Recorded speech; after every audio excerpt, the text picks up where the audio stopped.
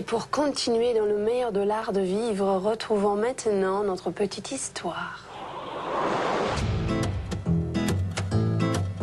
C'est la plus petite des vraies voitures. Elle est typiquement italienne et ne manque pas de charme. Aujourd'hui, la petite histoire de la Fiat 500.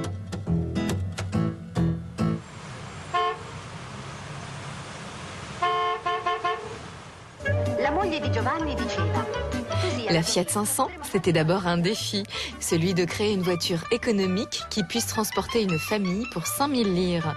C'est au designer Dante Giacosa que cette mission fut confiée. C'est lui qui a su créer cette miniature, simple, belle et parfaitement proportionnée. Les Italiens la surnommeront Topolino, qui veut dire petite souris. Trop mimi.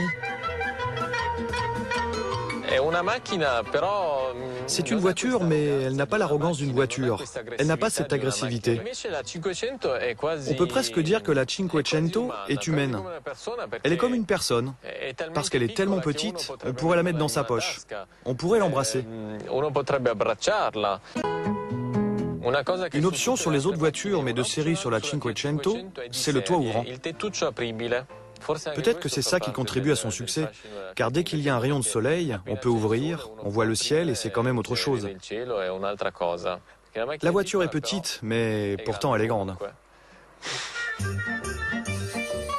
Puis cette petite voiture utilitaire se transforme en coupé, en voiture tout-terrain, en bête de course et en voiture de vacances avant de devenir la tuture des villes.